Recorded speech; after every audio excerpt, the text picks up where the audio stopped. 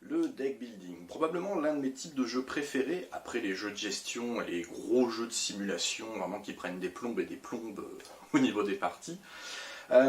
Pourquoi j'aime le deck building? Bien, tout simplement parce qu'à la base, moi je suis un gros joueur de TCG, j'aime énormément les TCG type Yu-Gi-Oh, Pokémon, Magic, etc. pour ne citer que les plus célèbres d'entre eux. Donc fatalement, j'ai une certaine histoire avec les jeux de cartes, donc bien évidemment le deck building, j'allais forcément apprécier, entre guillemets. Qu'est-ce qu'un deck building déjà?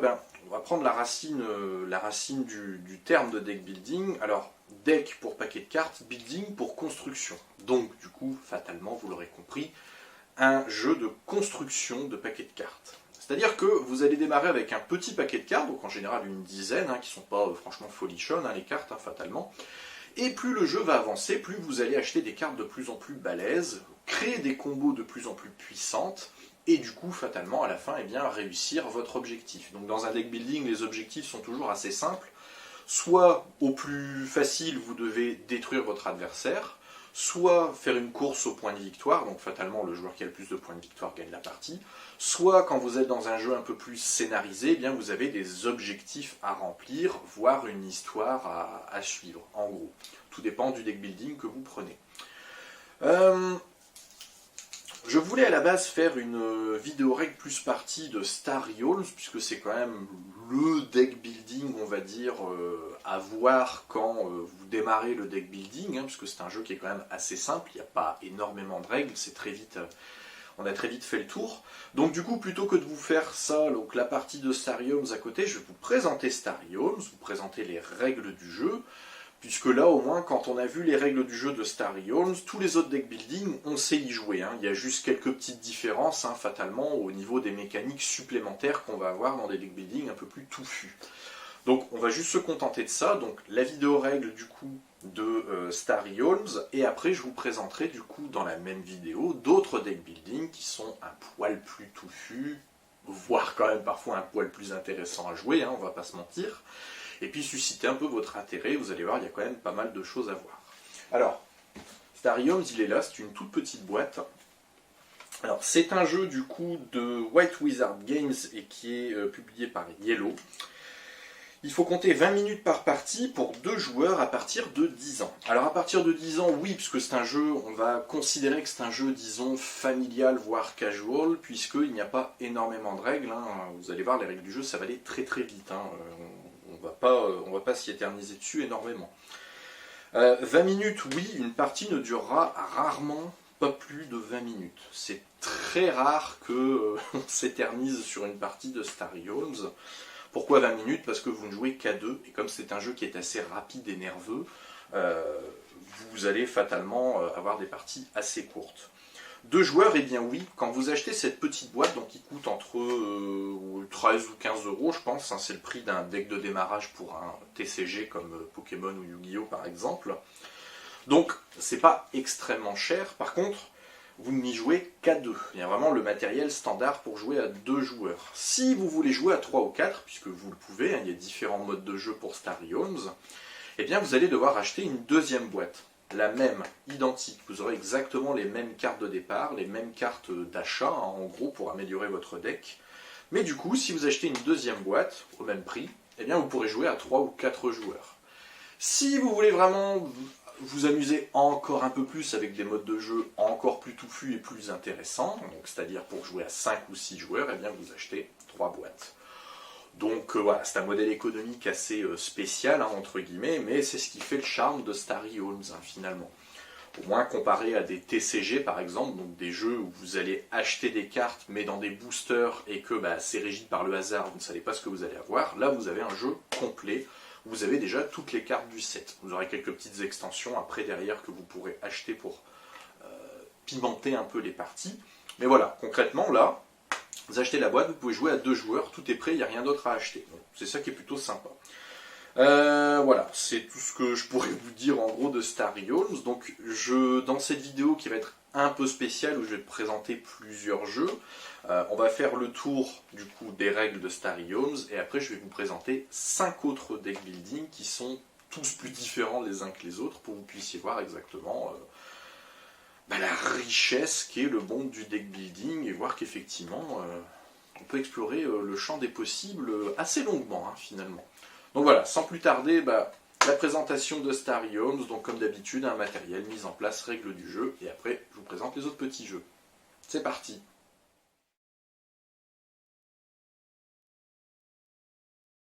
Alors, on va passer du coup à Starry Homes tout de suite. Alors, pour être assez clair, d'habitude, je fais matériel, mise en place et règles. Là, on va faire tout en une seule fois, puisque, bon, c'est assez rapide, il n'y a pas grand-chose à voir.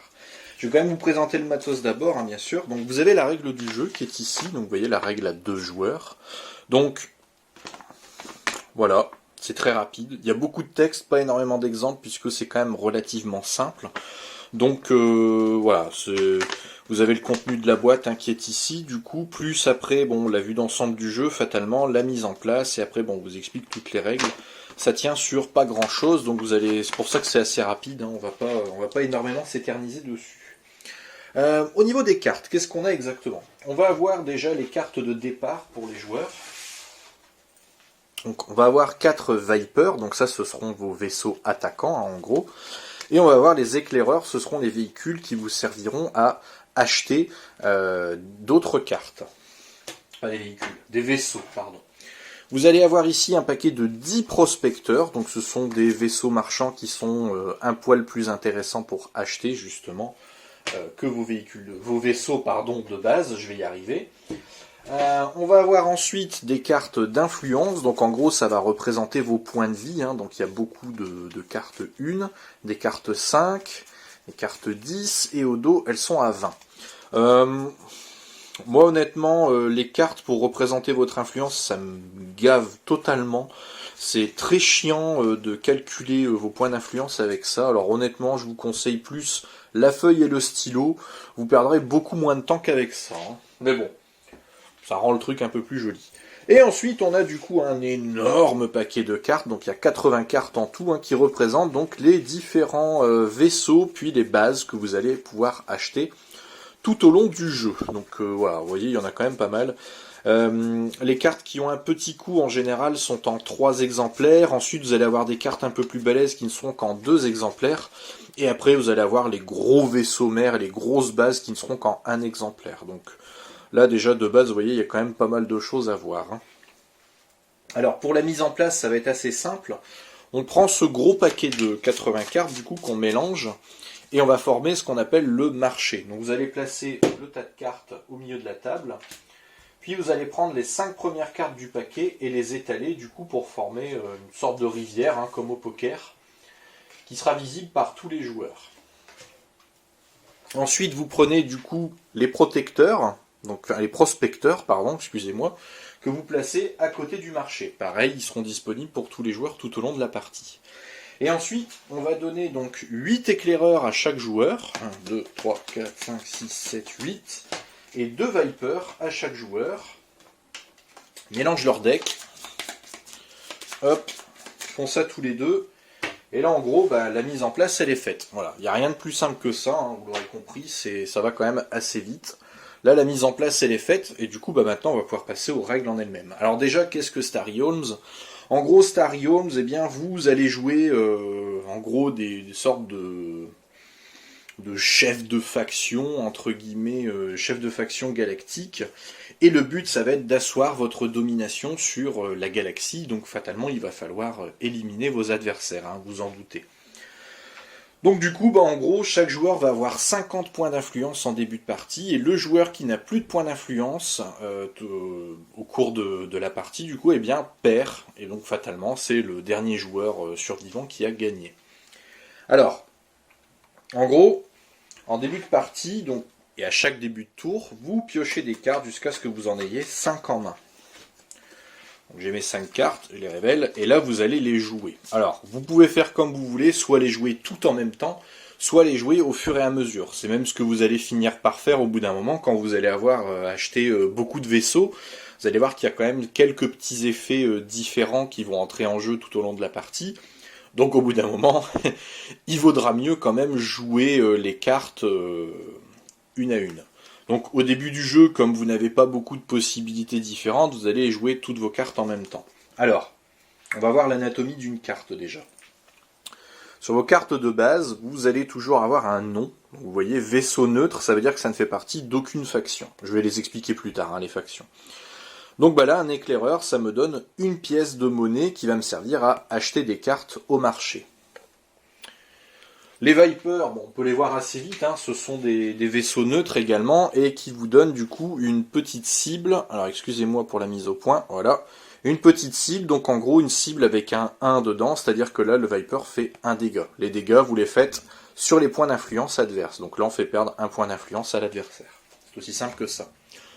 Comment ça marche du coup dans votre tour ? Vous jouez vos cartes, donc les 5 cartes que vous avez en main, et vous allez pouvoir acheter des cartes du marché à hauteur du coup de 5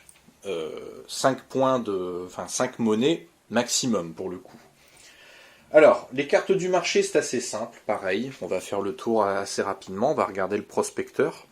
Prospecteur est un vaisseau neutre, il n'appartient à aucune faction. En haut à droite, vous avez son coût, donc il coûte 2 pièces pour l'achat. Et ici, l'encart du bas, ce sont les effets du coût de la carte. Donc par exemple, le prospecteur, là, quand vous le jouez, comme vos éclaireurs par exemple, et bien quand vous le jouez, il vous donne 2 pièces pour pouvoir acheter des cartes du marché. Ça, j'y reviendrai plus tard, vous verrez, c'est assez spécifique, mais déjà on va faire au plus simple pour le moment. Quand vous achetez une carte, alors admettons, j'ai par exemple le chasseur impérial ici. Le chasseur impérial, il me coûte 1. Donc je peux l'acheter vu que j'ai 5 de monnaie. Quand j'achète une carte, donc je la prends du marché, que ce soit ici ou via les prospecteurs, je la mets directement dans ma défausse. Vous ne mettez jamais une carte que vous avez achetée dans votre main ou dans votre deck. Vous commencez par la mettre dans votre défausse. Ça, c'est un point de règle obligatoire. Une fois que vous avez acheté une carte du marché, eh bien vous la remplacez immédiatement. Comme ça, au moins, le marché est toujours à 5 cartes, quoi qu'il arrive.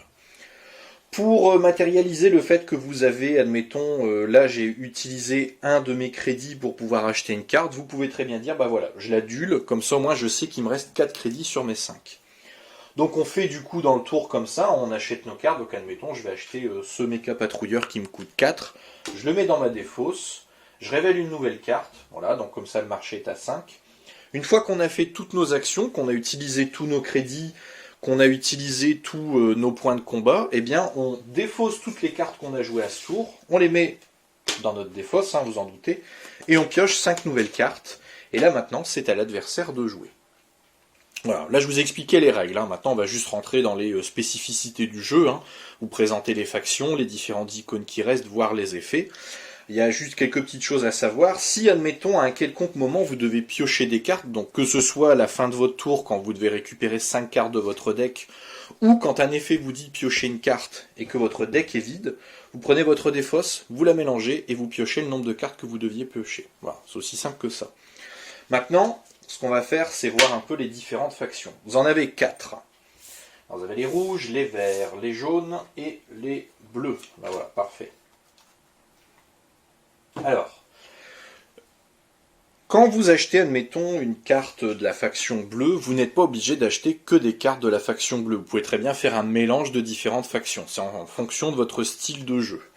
Il y a quand même des styles de jeu qui sont spécifiques à certaines factions. Je vais prendre par exemple l'une des factions les plus importantes du jeu, entre guillemets, enfin pour moi en tout cas, ce sont la faction rouge. Alors la faction rouge, c'est le technoculte en gros.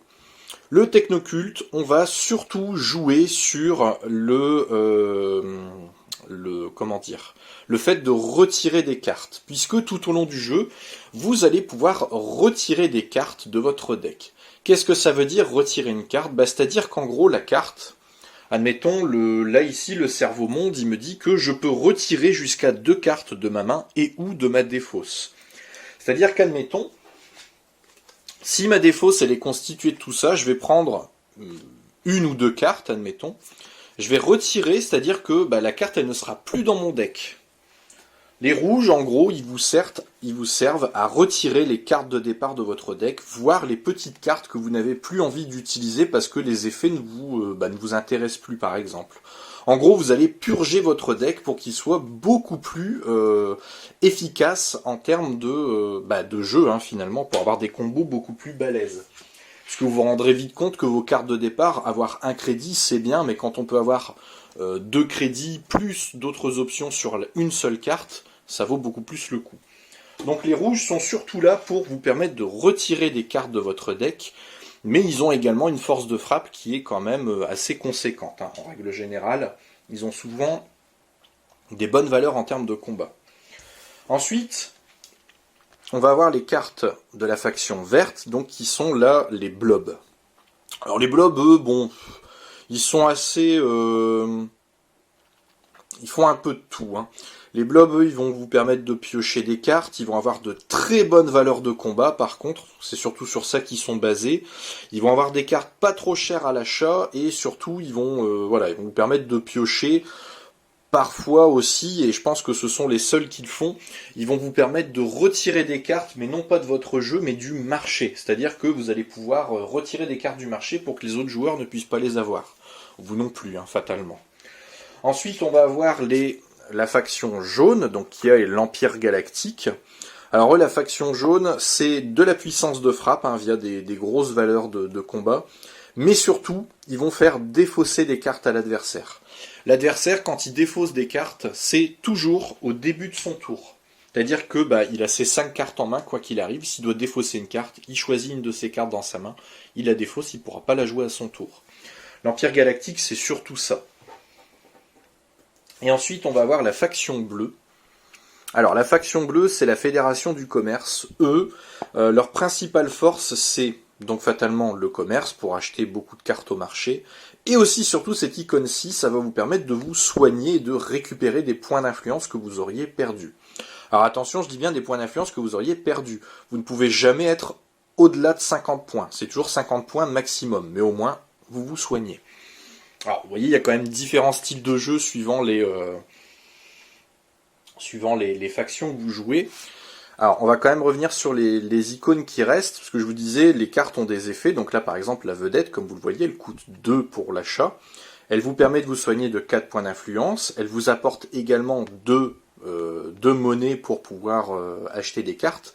Par contre, vous avez un petit encart juste en dessous, qui vous donne donc 4 points de dégâts. Pour pouvoir bénéficier de ces 4 points de dégâts quand vous jouez la vedette, vous devez avoir rempli cette condition.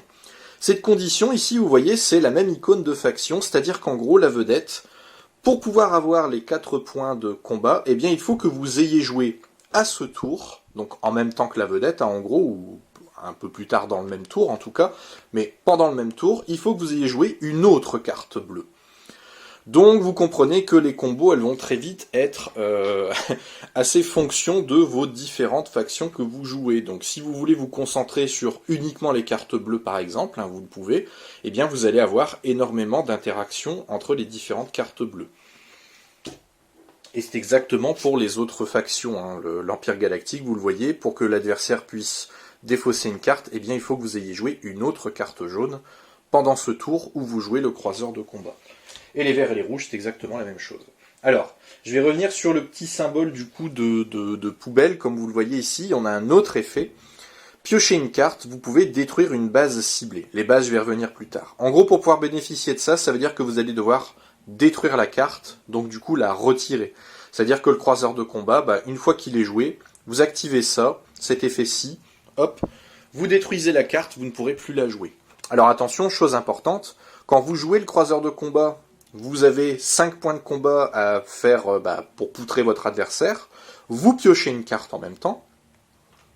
Si vous avez joué une autre carte jaune durant ce même tour où vous avez joué le croiseur de combat, l'adversaire ciblé se défausse d'une carte.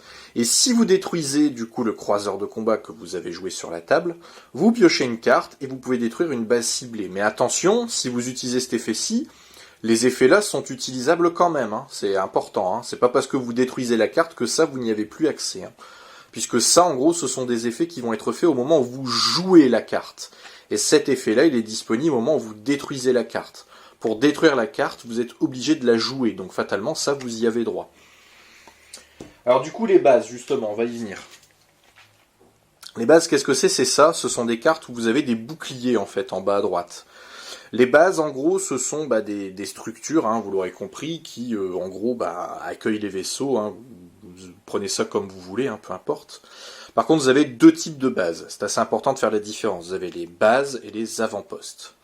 Les bases, en gros, et les avant-postes, elles ont la particularité de rester en jeu. Comme vous l'aviez vu, quand on joue des cartes, une fois que notre tour est terminé, qu'on n'a plus rien à faire, on défausse les cartes qu'on a jouées. Eh bien, les bases et les avant-postes, elles restent sur votre aire de jeu. C'est-à-dire qu'à votre prochain tour, les effets qui sont sur les cartes bases et avant-postes, quoi qu'il arrive, vous en bénéficiez.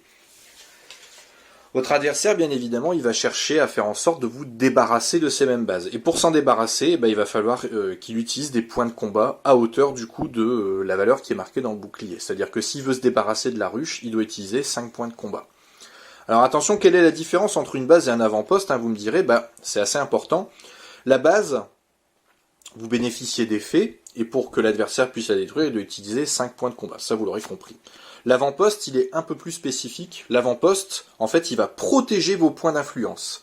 C'est-à-dire qu'admettons, si le cerveau-monde ici, qui est un avant-poste avec 6 de bouclier, se trouve sur votre aire de jeu, eh bien si votre adversaire, admettons, à son tour, il n'a que 5 de combat, admettons, eh bien il ne pourra pas attaquer vos points de vie. Il devra d'abord détruire l'avant-poste. Et évidemment, un avant-poste ne peut être détruit que si votre adversaire, à son tour, a autant, voire plus, de points de combat que la valeur qui est inscrite dans le bouclier.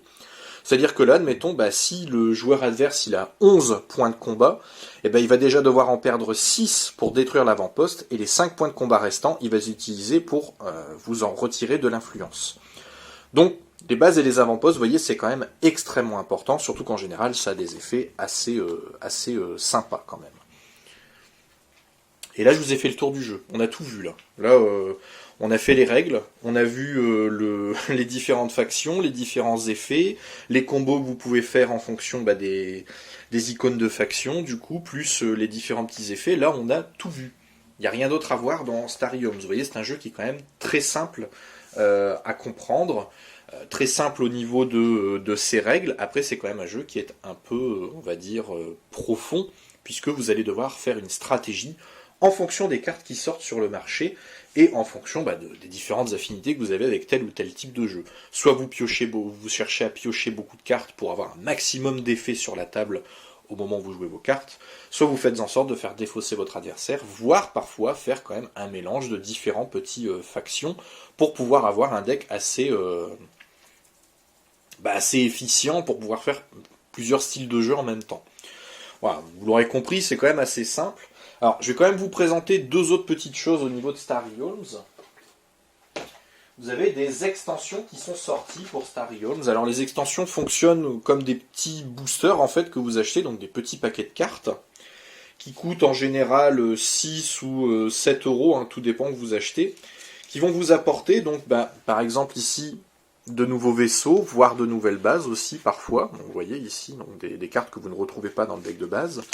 Vous pouvez également avoir des événements, donc les événements, pareil, hein, c'est des cartes qui sont dans le marché, et en gros, dès que les événements sont révélés, vous appliquez l'effet, donc c'est soit positif, soit négatif pour l'un ou l'autre joueur. Vous allez avoir également donc des extensions qui vous apportent des héros, donc ça ce sont des cartes qui, au même titre que les bases, vous les achetez du coup via le marché, vous les laissez devant vous jusqu'à ce que les héros soient détruits par leurs effets ou par des effets adverses aussi. Il y a beaucoup d'extensions qui sont sorties qui vous apportent énormément de variations au niveau du gameplay. Elles sont pas indispensables pour pouvoir jouer les extensions. Alors qu'est-ce qui s'est passé ici? On va se centrer sur la table quand même, bon, c'est pas grave. Voilà, ça vous apporte quand même un peu de nouveauté dans le jeu, hein. Ça c'est pas c'est quand même assez louable de la part des créateurs du jeu de proposer beaucoup d'extensions qui vous permettent de renouveler le jeu, et ça rend le jeu encore plus sympa du coup d'avoir ces extensions. Je vous les recommande. La dernière chose à voir sur Starry Homes, vous avez un autre livret dans la boîte que je ne vous ai pas encore présenté, c'est les règles multijoueurs, puisque vous pouvez jouer à 3 ou 4, ou 5, ou 6 joueurs, tout dépend du nombre de boîtes que vous avez acheté. Alors, je vais vous présenter les modes, hein. Vous avez le combat à mort, donc en gros, là, on fait du 1 contre 1 contre 1 contre 1, hein, concrètement. Donc vous pouvez aller jusqu'à 6 joueurs, hein, c'est-à-dire que chaque joueur va jouer contre tous les autres joueurs de la table. Et personne ne tient avec personne. Il y a quand même des petites règles spécifiques, c'est-à-dire que vous pouvez utiliser vos points de combat pour attaquer n'importe quel adversaire, et vous pouvez, si vous avez 12 points de combat, vous pouvez dire je vais faire 6 points de combat sur lui pour lui faire perdre 6 d'influence, 3 sur lui et le restant sur un autre adversaire. Voilà, c'est un petit mode de jeu plutôt sympa. La chasse à l'homme, c'est le même principe que le combat à mort, sauf que là vous ne pouvez attaquer faire perdre des points d'influence que aux joueurs qui se trouvent à votre gauche. Si vous voulez détruire des bases ou des avant-postes, c'est soit le joueur de gauche, soit le joueur de droite. Mais jamais vous n'allez faire perdre de l'influence aux joueurs qui se trouvent à votre droite. Et donc forcément, le dernier joueur en vie gagne la partie. Pour les modes à 4 ou 6, donc qui sont vraiment la spécifique, vous avez l'hydre. Donc c'est-à-dire que là, en gros, donc si vous êtes à 4 joueurs, eh bien vous allez avoir 2 équipes de 2. Chaque équipe va se voir attribuer 75 points d'influence. Et donc les équipes se partagent ce nombre de points d'influence. Et le but c'est de éliminer l'équipe adverse. Si vous êtes à 6 joueurs, vous avez donc du coup le mode hydre à 3 têtes, c'est-à-dire que là vous avez 100 points d'influence pour toute l'équipe. Et le but va être du coup de détruire évidemment l'équipe adverse. Chaque joueur a son propre deck, donc chaque joueur va construire son jeu au fur et à mesure. Après vous avez le mode qui est quand même le plus intéressant du jeu, c'est l'empereur. Donc là vous devez obligatoirement être à 6 joueurs. Vous avez 2 joueurs qui vont être du coup des amiraux et un joueur qui va être l'empereur. Le but c'est bien évidemment de faire tomber l'empereur adverse. Chaque amiraux a 50 points d'influence, l'empereur en a lui 60. Pour faire tomber l'empereur, vous devez déjà éliminer un amiral adverse. Une fois qu'un amiral adverse a été détruit, eh bien vous pouvez passer à l'empereur. C'est un mode de jeu qui est vraiment super cool à jouer, je vous le recommande chaudement. Si vous avez l'occasion de pouvoir jouer à 6 joueurs, testez l'empereur. Ensuite, eh bien, vous avez ce qu'on appelle le raid. Alors là, le raid, ça va être un joueur qui, en gros, est un boss, qui va jouer contre tous les autres joueurs. Donc si vous jouez à 6, vous êtes à 1 contre 5. Bien évidemment, donc en gros, vous allez avoir les autres joueurs, ce seront les soldats d'élite. Donc ils ont chacun leur deck, hein, ils ont chacun leur total de points de vie, hein, qui est de 50. Et en gros, les soldats d'élite, ils peuvent pas se taper entre eux, ils vont forcément vous taper vous pour vous faire perdre des points d'influence. Et vous êtes le boss, donc suivant le nombre de soldats d'élite qu'il y a sur la table, eh bien vous allez avoir un certain nombre de points d'influence, et vous allez surtout piocher un certain nombre de cartes à votre tour. C'est-à-dire si admettons vous jouez contre 5 soldats d'élite, vous allez avoir 90 points d'influence, et vous allez jouer 8 cartes par tour. Donc le but des soldats d'élite, c'est bien évidemment de vous abattre, et vous, votre rôle, c'est d'éliminer tous les joueurs, un par un. Voilà. Ce sont les différents modes multijoueurs. Sachez que vous avez également une application. Alors je vous la recommande, hein, l'application, parce qu'elle est quand même plutôt pas mal. Vous pouvez jouer en ligne contre d'autres joueurs, ou jouer contre une IA. Vous avez même un mode campagne, hein, que vous allez suivre au fur et à mesure, avec des objectifs à remplir. Par contre... je vous le dis, hein, je vais être honnête avec vous, le jeu, l'application coûte beaucoup plus cher que le jeu physique. Quand vous téléchargez l'application sur Steam, qui est gratuite, hein, vous allez jouer avec ça, en gros. Donc vous pouvez jouer en ligne contre d'autres joueurs, vous pouvez jouer contre une IA avec le paquet de base. Par contre, si vous voulez acheter la campagne, ça va vous coûter des sous. Si vous voulez acheter forcément les différentes extensions qui sont sorties tout au long de la vie du jeu, pareil, ça va vous coûter des sous, et le jeu est très cher. Si vous voulez faire la campagne, accrochez-vous à votre porte-monnaie, ça va vous coûter un certain paquet de pognon. Après, bon... Le jeu quand même reste au même prix que le jeu de base. Je crois même que c'est un poil moins cher d'acheter des extensions sur l'application que sur le jeu physique. Mais bon, après c'est à vous de voir, hein. Si vraiment vous voulez jouer tout le temps à ce jeu parce que vous l'aimez beaucoup, vous pouvez prendre l'application également. Voilà. Bon là on a fait le tour de Starry Homes. Je vais maintenant vous présenter d'autres deck building.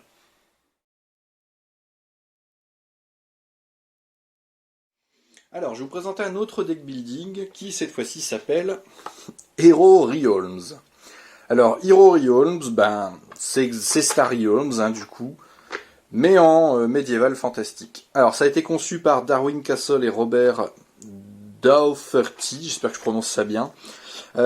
C'est pareil, développé par White Wizard Games et édité par Yellow, pour 2 à 4 joueurs, à partir de 12 ans, 20 minutes par partie. Alors 12 ans, je vois pas pourquoi, on peut rester sur le 10 ans et plus, comme pour Starry Homes, c'est le même principe.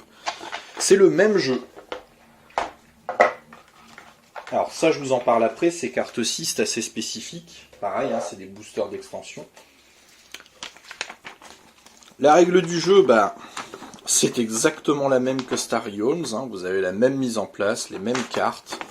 Et vous voyez, vous avez même les modes de jeu, du coup, empereur, chasse à l'homme, etc. Donc c'est vraiment exactement le même jeu. Vous avez pour les cartes du marché les mêmes... les icônes diffèrent, mais vous avez les mêmes couleurs de factions. Donc en fait, si vous préférez le médiéval fantastique au space opéra, vous pouvez partir sur Hero Realms. Alors, est-ce qu'il y a quand même des différences entre Hero Realms et Starry Homes? Eh bien oui. La différence la plus notable,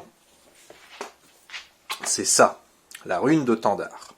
La ruine de Tandar. La ruine de Tandar, en gros, c'est une campagne. C'est-à-dire que là, vous allez jouer une histoire, donc du coup scénarisée, bien entendu, dans laquelle vous allez devoir vous battre contre des boss, et là vous jouez en coopération contre un boss du coup spécifique, suivant le scénario que vous jouez. Alors pareil, les cartes que je vous présenterai après. Hero Realms, donc vous avez un livret de règles qui vous redonne toutes les règles du jeu que vous aviez déjà dans le jeu de base. Par contre, ça va vous expliquer également comment jouer la campagne. Avec, vous avez un livret d'aventure, donc là, c'est forcément tout le scénario que vous allez suivre au fur et à mesure du jeu, et ça va vous indiquer également comment construire le paquet du boss. Le boss, le voilà, donc vous en avez un certain nombre, du coup, dans la boîte. Je vais vous montrer comment ça fonctionne. Admettons ici les habitués possédés. Donc ça, c'est les ennemis que vous allez devoir abattre. Donc le boss, en gros, donc un maître, voilà, qui a une santé de 50, donc vous devez réduire ses points de vie à 0 pour gagner la partie. Il va jouer une carte par tour, et il va avoir ces petites icônes-ci, donc qui sont des maîtrises. Donc les maîtrises, en gros, une fois qu'il a pioché 3 maîtrises, hop, on change le côté. Il va avoir la possibilité de jouer 2 cartes par tour, et il va avoir des effets plus balèzes que ce qu'il avait sur son autre face. Alors les effets, du coup, en gros, à chaque tour, le maître va piocher une carte de son deck, et en fonction de l'icône qui se trouve sur la carte, il va jouer un effet différent suivant ce qu'il a sur sa carte. Pardon. Les cartes du maître, elles sont là. Donc vous voyez l'icône qui est en haut à gauche. Donc dès qu'à son tour, le maître pioche le Diablotin Mordeur, donc il va appliquer son effet vert qui se trouve sur sa carte. Le Diablotin Mordeur, c'est pareil, ça va être en gros des serviteurs qu'il va jouer pour vous pourrir la vie. Il va pouvoir jouer des actions également, qui vont être des cartes à usage unique, mais qui vont vous faire assez bobo, voire parfois des dangers qui vont vous faire encore plus bobo, et dont il va falloir vous débarrasser pour espérer le vaincre. La campagne est vraiment, vraiment, vraiment cool. Je pense que comme pour Star Wars, je ferai une campagne du coup de Hero Realms pour vous montrer tout ça, parce que vraiment c'est hyper bien. Vous pouvez même la jouer en solo, la campagne, c'est tout à fait faisable. Et ça rend le jeu vraiment beaucoup plus immersif et beaucoup plus intéressant que Starry Home, justement. Alors, je vous avais parlé de ces cartes ici qui étaient à part, que j'avais mis à part du coup sur le jeu. En gros, hop, vous avez des boosters qui coûtent pareil, 6 à 7 euros, comme les extensions de Starry Homes, qui vous donnent des héros. Donc plutôt que de jouer avec un jeu de base, donc avec 8 pièces d'or et 2 épées qui vont vous permettre d'attaquer, vous pouvez jouer avec un deck de départ. Donc par exemple la sorcière, ou le sorcier, vous choisissez votre sexe, va avoir des capacités, qu'il va pouvoir jouer à son tour du coup. On vous explique comment les jouer en plus la mise en place du coup de la sorcière ou le sorcier. Vous allez avoir donc une échelle de points de vie qui est beaucoup plus utile, beaucoup plus intéressante à utiliser surtout que les cartes d'influence que vous aviez dans Starry Homes. Donc là, les unités et ici les dizaines. Donc là par exemple j'ai 27 points de vie, c'est déjà beaucoup plus pratique. Et du coup, le deck, vous le voyez, il est totalement différent. Vous avez 5 pièces d'or pour acheter des cartes du marché. Vous avez un familier donc qui vous sert du coup en gros de vaisseaux, hein, comme dans Starry Homes, avec différents petits effets. Ça permet de renouveler le jeu et surtout d'avoir un style de jeu qui vous correspond vraiment dès le début d'une partie. Et ça, vous pouvez même l'utiliser quand vous faites des parties en 1 contre 1 par exemple, ou quand vous jouez le mode de l'empereur aussi, vous faites ça comme vous voulez.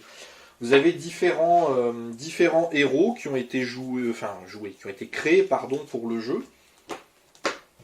Je les ai tous là, hein. Le seul booster que je n'ai pas acheté, c'est le booster de boss qui vous rajoute du coup des boss beaucoup plus balèzes pour le mode campagne. Mais en gros, vous avez l'archer, qui va permettre de faire quelques petits dégâts quand même. Vous allez avoir la guerrière qui est surtout centrée sur... Enfin, guerrier, hein, archer, vous vous en doutez. Le guerrier ou guerrière qui va vous permettre de faire beaucoup de dégâts. C'est un tanker, hein, vous voyez, elle a quand même 60 points de vie de base. Vous avez le voleur, mais je ne sais pas où est sa carte. En gros, le voleur, il est ici. Qui va être un peu plus subtil, hein, dans son style de jeu. La sorcière pour utiliser des sorts, hein, vous vous en doutez. Et le clerc qui est une sorte de moine, hein, en gros, dans l'Heroic Fantasy, donc qui va vous permettre de regagner des points de vie, voire parfois de ressusciter, entre guillemets, des cartes de votre défausse. Et bien évidemment, ces héros, vous avez directement dans le matériel de la ruine de Tandar des cartes qui vont vous permettre de faire évoluer votre deck. C'est-à-dire que vous allez avoir des sorts qui vont évoluer, être de plus en plus balèzes tout au long de la partie, voire parfois vous allez gagner des objets en plus à rajouter dans votre deck dès le début de la partie. Donc là vraiment, Hero Realms, je vous le recommande plus que chaudement, et quand même bien plus que Starry Homes, parce qu'il est beaucoup plus intéressant dans son gameplay et les différentes possibilités d'évolution du jeu. Donc vraiment, ça, je vous le dis honnêtement, je ferai une série de vidéos pour vous montrer la campagne de la ruine de Tandar, qui est vraiment excellent à jouer. Donc, Hero Realms, c'est vraiment un très très bon deck building. C'est Starry Homes, mais en un petit peu plus intéressant, un poil plus touffu, et voilà, plus intéressant à jouer, je trouve. Donc celui-là, vraiment, je vous le recommande très chaudement. Voilà, on a fait le tour de celui-ci. Je vais maintenant vous présenter un autre deck building.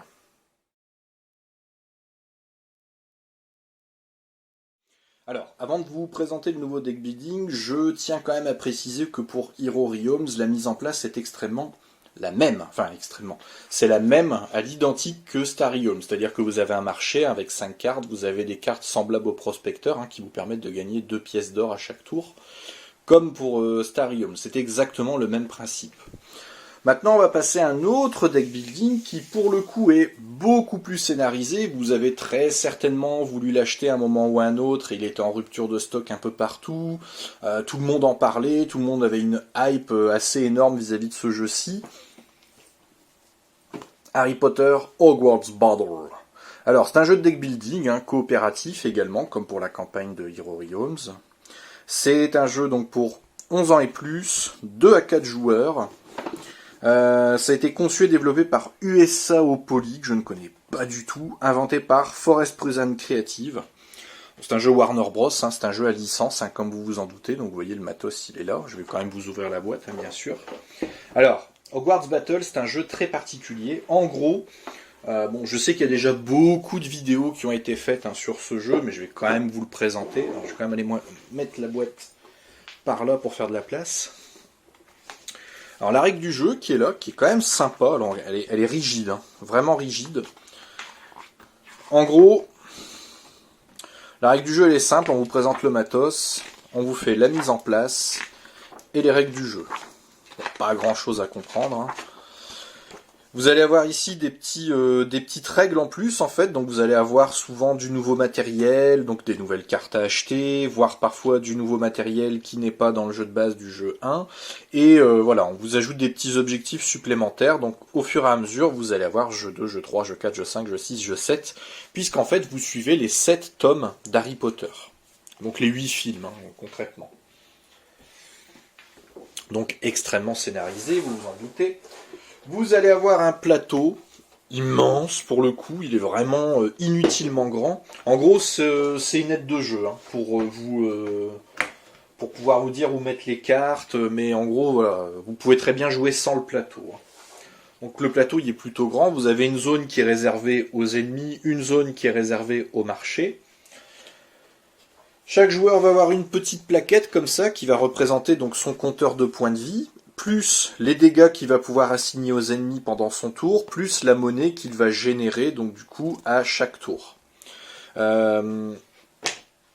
Chaque joueur va jouer un sorcier, hein, bien évidemment. Alors, je vous montre quand même la boîte pour que vous puissiez bien voir à l'intérieur. Voilà, le jeu, il est divisé en 7 parties. Donc, à chaque fois, vous avez des cartes, voire du nouveau matos à chaque fois dans chaque boîte.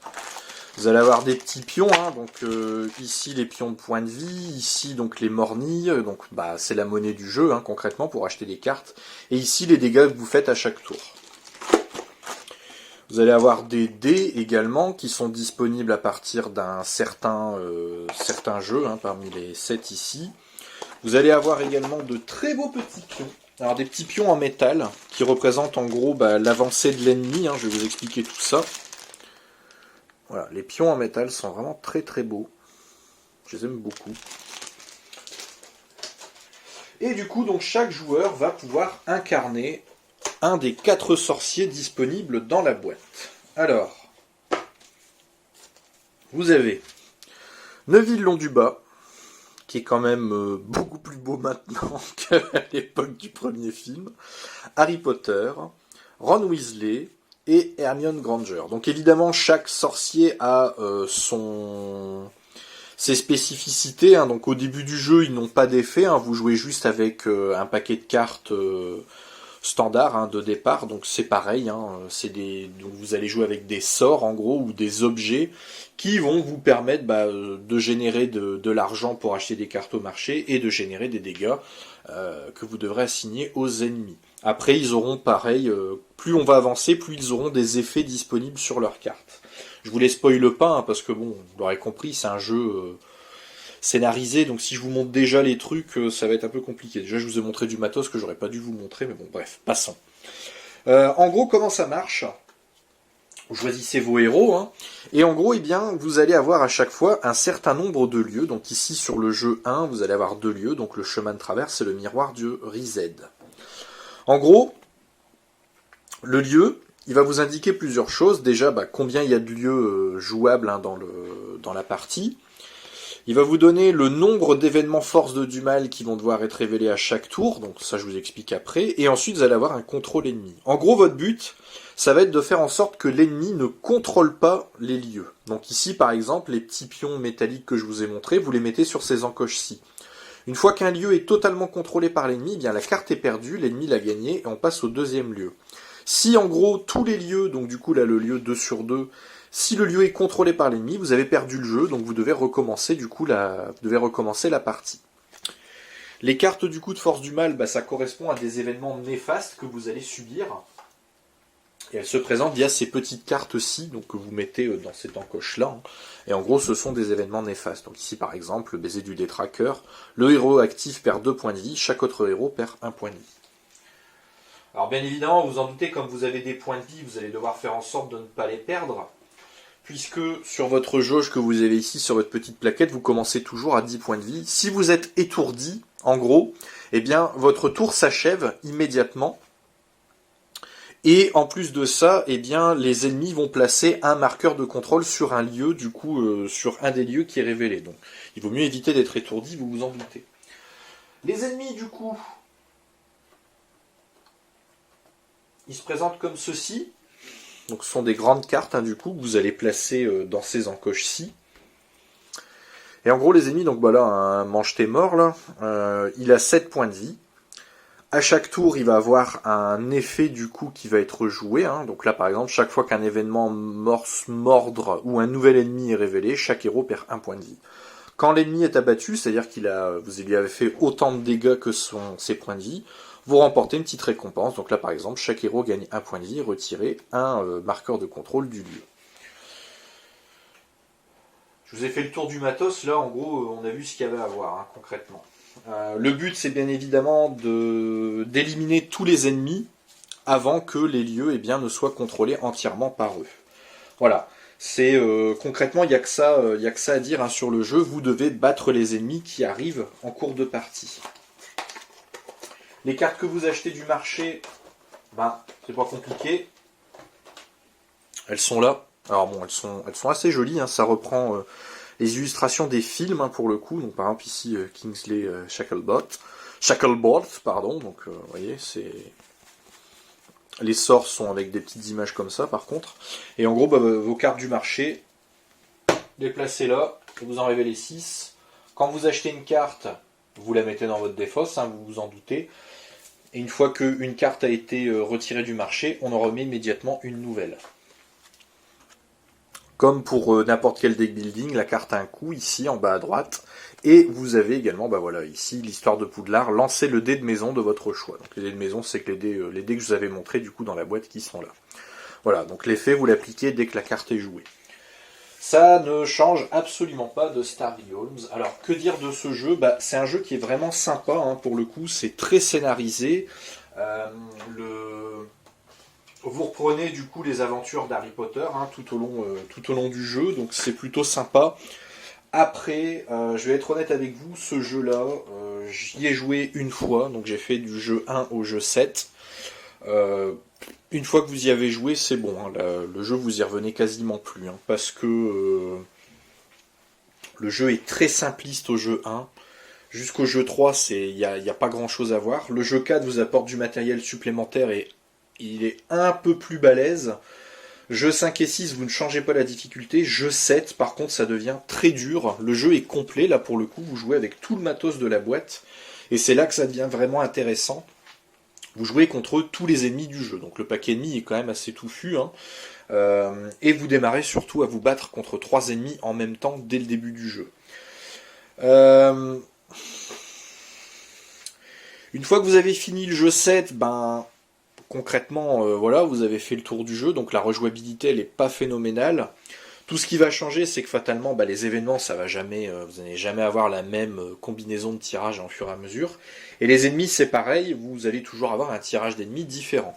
Le seul problème des ennemis, c'est que parfois, certaines combinaisons d'effets des ennemis est juste ingérable. Et quand je dis ingérable, c'est vraiment ingérable. C'est déjà arrivé, j'entame le jeu 7, j'ai 3 ennemis sur la table, leurs effets sont tellement complémentaires que je suis bloqué, peu importe ce que je fais, et ben en gros, dès que la mise en place elle est faite, j'ai déjà perdu.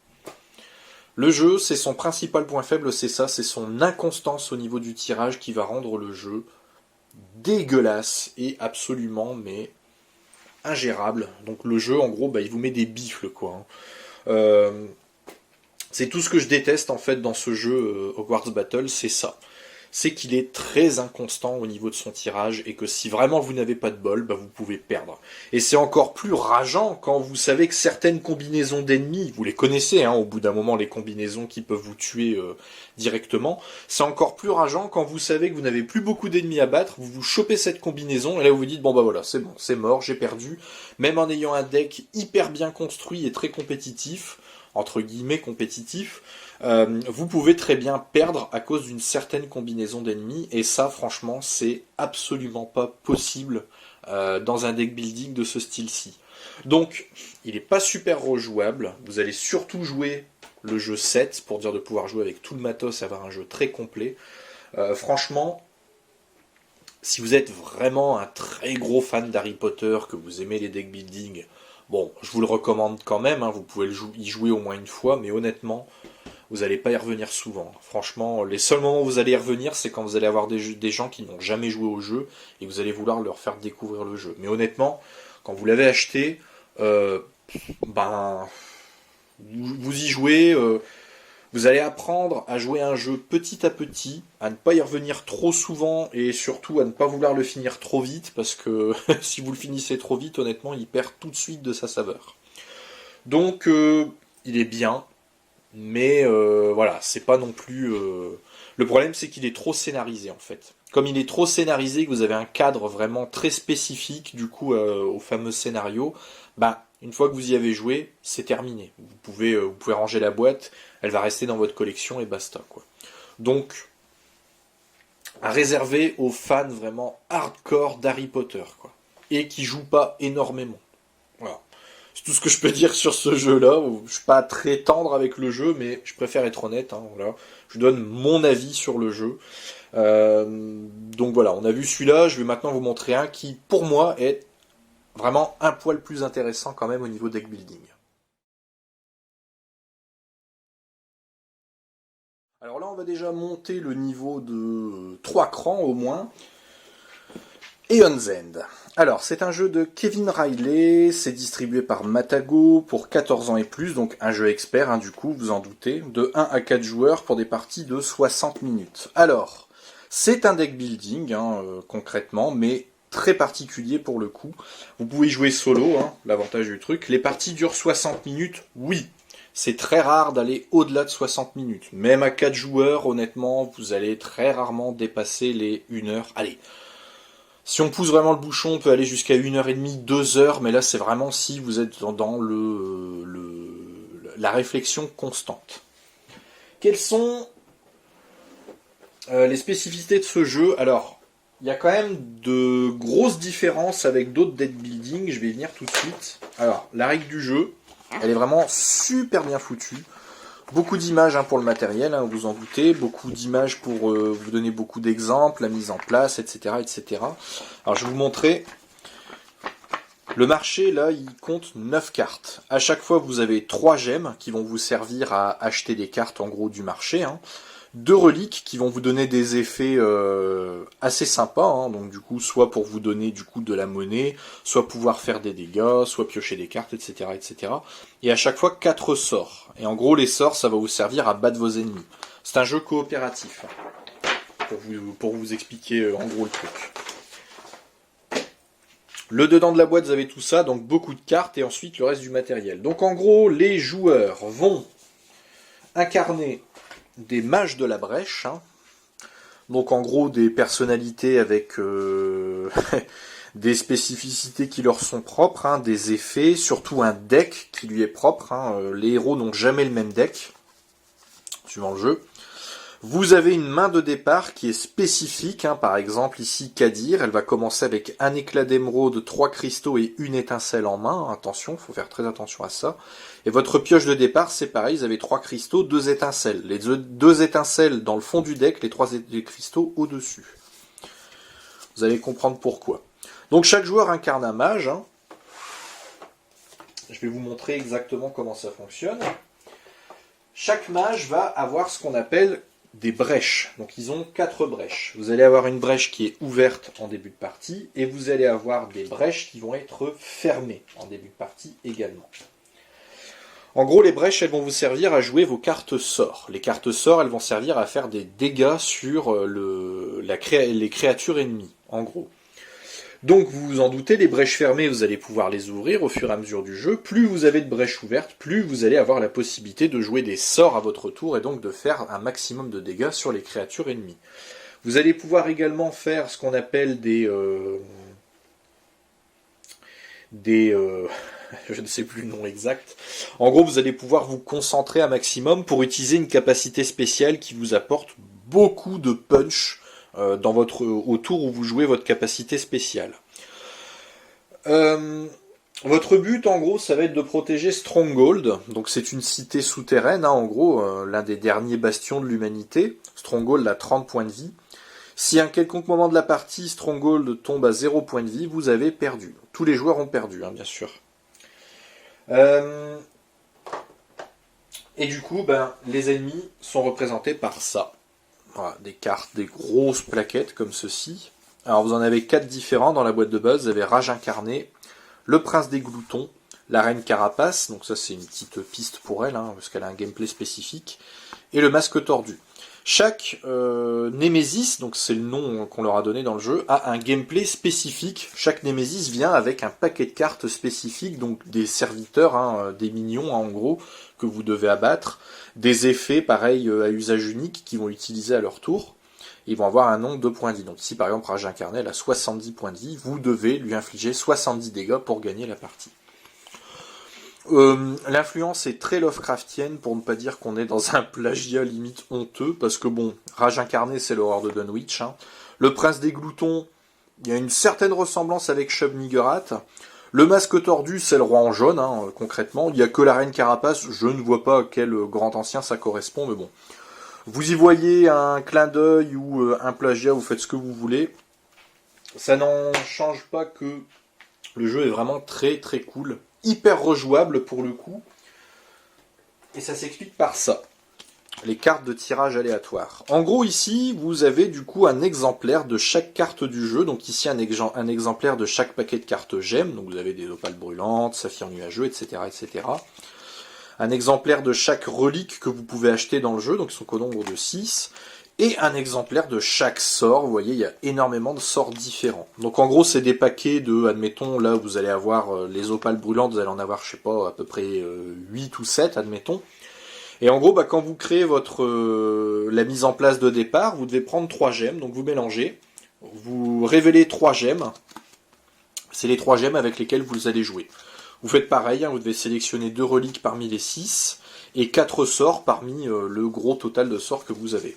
Donc du coup, vous avez des parties qui sont quand même relativement rejouables, plus le fait d'avoir justement des mages de la brèche qui sont tous différents, avec des capacités spéciales toutes différentes et des decks tous différents. Donc fatalement, vous allez avoir quand même une rejouabilité qui va être assez accrue comparée aux autres deck building. Et en plus de ça, alors le principe est le même, hein, vous avez un marché, vous achetez vos cartes, vous les mettez dans votre défausse. Par contre, très important, vous ne mélangez jamais votre défausse. C'est l'un des points de règle du jeu qui diffère des autres deck building. Jamais vous ne mélangez votre défausse, sauf si le jeu vous ordonne de le faire. Du coup, vous vous doutez que les combos, là, il va falloir très bien les prévoir pour pouvoir faire un maximum de dégâts à la Némésis ennemie. C'est un jeu qui est monstrueux. Franchement, niveau deck building, là, c'est difficile de faire mieux. Parce que là, vous avez vraiment beaucoup de challenges. Le jeu est hyper dur. Même quand vous maîtrisez le jeu à 100%, on va dire, c'est assez compliqué de vaincre les Némésis. Alors, quand vous démarrez votre première partie du jeu, on vous recommande de jouer contre un incarné, parce que c'est quand même la Némésis qui est la plus simple à comprendre et surtout la plus simple à jouer, hein, ou en tout cas à se battre contre.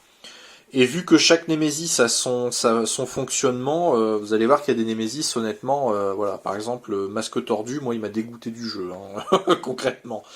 C'est un jeu vraiment, si vous voulez du challenge, vous jouez à Aeon's End. On est un peu sur le même type de jeu en coopération que Horror à Arkham, hein, si vous connaissez, que vous êtes fan de Lovecraft. Si vous avez déjà joué à Horror à Arkham, vous n'êtes pas trop paumé, parce que on est un peu dans le même jeu très tendu qui va vous tenir en haleine pendant 60 minutes justement. Je vous le recommande mais vraiment à 100% celui-là si vous voulez du challenge, un jeu bien compliqué, très touffu, très rejouable et vraiment assez profond en termes de deck building. Je vous le recommande à 120%, c'est vraiment un excellent jeu. Franchement celui-là, courez l'acheter. Il y a eu quelques extensions, je crois qu'il y en a 3 ou 4 à présent qui sont sorties, donc c'est des petites boîtes qui vous rajoutent des nouvelles cartes fatalement, voire des nouveaux héros, et aussi des nouvelles Némésis, donc vraiment, ce jeu, je vous le recommande vraiment à 120%, essayez-le au moins une fois et achetez-le, parce que franchement c'est vraiment excellent à jouer. Voilà, là on a fait le tour, je suis déjà un peu moins critique que pour Harry Potter, vous l'aurez vu. Je vais vous présenter un autre deck building qui pour le coup-ci est vraiment totalement différent de Aeon's End.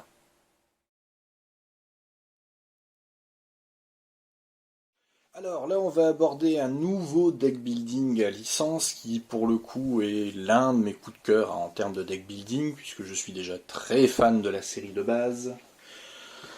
Cowboy Bebop Space Serenade. Alors, c'est un jeu de Johan Benvenuto et Florian Siriex. C'est édité par Don't Panic Games, donc avec la licence Sunrise, puisque Cowboy Bebop c'est un animé Sunrise. C'est un jeu du coup pour 1 à 4 joueurs à partir de 14 ans, donc jeu expert du coup, 30 à 60 minutes. Alors, c'est un deck building également, vous en doutez, je ne parle que de deck building aujourd'hui. Donc jouable de 1 à 4, évidemment, comme vous avez pu le voir. Alors, 62... Qu'est-ce qu'ils avaient dit déjà ? 30 à 60 minutes ? Bah oui. Oui. On va rarement être au-delà des 60 minutes, même à 4 joueurs, parce que c'est un jeu qui est quand même très nerveux et assez rapide à jouer. Alors là, on est sur un deck building qui est encore différent par rapport à Aeon's End. Alors je vais vous montrer du coup l'intérieur de la boîte. Vous avez la guide, n'importe quoi. La règle du jeu, pardon. Pareil, relativement bien foutu, avec pas mal d'images et d'exemples. Bon, beaucoup de texte hein, pour le coup. Mais comme vous le voyez, admettons, je vous montre la mise en place. Le marché, 5 cartes, hein, ça ne bouge pas. Chaque joueur a son propre deck de cartes. Là pour le coup vraiment, hein, comme pour Eon Zen, chaque joueur a son propre deck de cartes avec ses spécificités. Et là par contre vous allez avoir du coup des plateaux de jeu. Alors je vous montre tout ça, vous allez voir c'est vraiment sympa. Vous allez avoir 3 planètes hein, dans le jeu, donc vous avez Ganymède qui est bon, c'est pas une planète, hein, c'est un satellite d'une autre planète, mais bon pour les règles du jeu on va partir du principe que Ganymède est une planète. On va avoir la planète Terre, on va avoir également la planète Mars. On va avoir en autre plateau, donc du coup le Bebop, hein, le vaisseau du coup de l'animé, hein, Cowboy Bebop. Et on va avoir 4 héros jouables, donc Jet Black, Faye Valentine, à ne pas confondre avec l'actrice porno du coup, Radical Edward et Spike Spiegel. Donc chaque héros du coup va avoir donc ses petits effets ici. Et on va également avoir une petite jauge ici qui est matérialisée par ces petits cubes qui représentent en gros votre essence puisque vous allez devoir utiliser de l'essence pour vous déplacer de planète en planète et également pouvoir utiliser vos petits effets de jeu. Puisque oui, dans ce jeu vous vous déplacez, donc admettons vous allez avoir vos petites figurines hein, du coup là en carton, du coup on a Jack ici. Mais vous pouvez également utiliser les figurines en plastique qui sont de très bonne facture, hein, c'est pas taillé à la tronçonneuse. Elles sont vraiment de très très bonne qualité, je trouve, les figurines. Bon, à part là le petit moulage, hein, comme vous voyez, mais bon. Sinon, niveau qualité, c'est vraiment tip top. Une fois peint, ça doit vraiment être un plaisir. Alors, quel est le but du jeu ? C'est un deck building, hein, malgré tout, donc vous devez créer votre paquet au fur et à mesure que le jeu avance. Et vous, votre but, ça va être de coffrer des criminels. Alors, coffrer des criminels... Oula, ça a bougé, j'aime pas. Coffrer des criminels, en gros, les criminels, c'est représenté par ces petites cartes-ci. Donc, ils ont leur nom, hein, la planète où ils se trouvent, donc ici, la Terre. Ils vont vous rapporter un certain nombre de points, donc ici 0, parce que ce sont les criminels de départ, mais vous allez avoir des criminels qui valent 1 point, et 1 point, c'est tout, autant pour moi. Et vous allez avoir 2 façons de les capturer, ces criminels. Donc soit vous essayez de récolter des indices, pour pouvoir prouver que ce sont des criminels, soit vous allez utiliser le combat, donc vous allez essayer de leur infliger des dégâts, par contre, en contrepartie, eux aussi risquent de vous blesser. Alors en gros... Ici, ça vous donne le nombre de points, de jetons du coup qui vont être placés sur la carte de criminel quand il va arriver sur sa planète. Donc 2 jetons physiques, 2 jetons indices. Et en gros là, pour pouvoir vous emparer d'un jeton physique, vous allez devoir infliger un dégât à l'adversaire. Donc ça c'est via les cartes que vous achetez au marché. Pour récolter des indices, là si vous voulez prendre un jeton indice de la fiche, vous allez devoir réunir 2 indices pendant votre tour avec les cartes que vous jouez. Quand un criminel, l'une des 2 piles est vide, en gros, chaque joueur, il va gagner autant de points qu'il a de jetons, du coup, de la planète du criminel correspondant. Donc les jetons sont là, admettons, donc ici, les jetons Terre, vous les mettez, en gros, sur la petite icône correspondante. Et une fois que, du coup, qu'une pile est vide, le joueur qui a récolté le plus de jetons planète de ce fameux criminel, il va gagner, du coup, 1 point pour chaque jeton qu'il a, et il gagne en même temps la carte du criminel. Comme ça, on voit qu'il y a eu une avancée. Une fois qu'un criminel a été arrêté, on le remplace par un nouveau, du coup. On le remplace par un nouveau, potentiellement. Enfin, je vais pas vous faire les règles du jeu, parce que c'est pas là pour ça. Les criminels, en gros, vous allez créer un deck, et il va venir sur ce petit encart en carton, là, qui est vachement sympa. Et hop, il va être mis comme ceci, et on va piocher, du coup, des criminels en fonction de certaines actions qui vont être faites dans le jeu. Tout dépend si vous jouez tout seul ou à 2, 3 ou 4 joueurs. En général, quand vous terminez votre tour, on révèle un nouveau criminel. Et s'il n'y a pas de criminel présent sur, mettons, la planète Terre, comme on a pioché Teddy Bomber, on va le mettre directement sur la planète. Si, quand vous devez piocher un nouveau criminel, il y a déjà un autre criminel sur la planète Terre, dans ce cas-là, on va avoir une petite différence. La planète Terre, en gros, vous voyez, pareil, elle a une jauge d'essence. La jauge d'essence, elle est à 1, c'est-à-dire que pour aller sur la planète Terre, je vais devoir utiliser un point d'essence de ma plaquette personnage. Et ben en gros, si en révélant une carte criminelle, il y a déjà un criminel sur la planète Terre, on augmente cette jauge, elle passe à 2, donc maintenant pour aller sur la planète Terre, eh bien on doit utiliser 2 points d'essence. 3. Si, admettons, eh ben, on révèle à quelconque moment une quatrième carte où on devait mettre un criminel sur la planète Terre et qu'il y a déjà un criminel, eh bien on arrive là, et là en gros le criminel il s'enfuit et on ne pourra pas gagner de points vis-à-vis de ce criminel. Voilà. C'est à ça que servent justement les petites jauges d'essence sur les planètes. Votre but, vous, c'est de coffrer un maximum de criminels, faire un maximum de points, et surtout, votre but, c'est de coffrer le grand méchant Vicious, qui vous rapporte 2 points à la fin de partie. Donc là, les nombres de pions, c'est en fonction du nombre de joueurs autour de la table. Donc plus il y a de joueurs, plus il y a de pions à placer. C'est un deck building vraiment hyper intéressant, très très bien foutu, puisque là en fait, admettons si vous jouez à 2 joueurs, vous allez jouer avec tous les personnages de la boîte. C'est-à-dire qu'admettons si un joueur prend Jet Black et qu'un autre joueur prend Five Valentine, je prends Five Valentine admettons, à son tour pour 2 essences elle va gagner 1 argent à utiliser pour acheter des cartes du marché, ou elle peut dépenser X essences pour justement pouvoir acheter une carte qui coûte X. Mais si elle se trouve sur le même lieu, donc que ce soit le bebop ou une planète sur la table, si elle se trouve sur le même lieu qu'un autre héros, eh bien en gros, elle va pouvoir utiliser l'effet de cet autre héros. Donc admettons, si elle se trouve sur le même lieu que Jet Black, pour 2 essences, elle peut retirer du jeu 2 cartes blessures qu'elle a dans sa défausse. Voilà. Et en gros, tout le jeu se fait là-dessus. C'est-à-dire que vous allez vous déplacer de planète en planète. Potentiellement, vous allez pouvoir déplacer d'autres héros sur d'autres cases. Donc, tout le gameplay se fait là-dessus.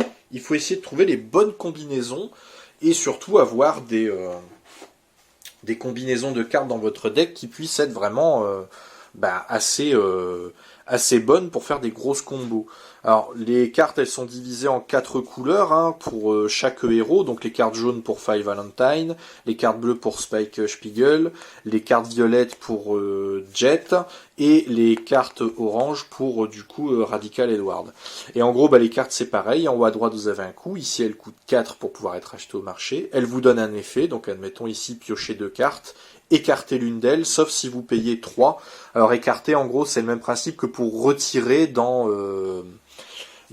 Starium, c'est-à-dire que vous la retirez du jeu.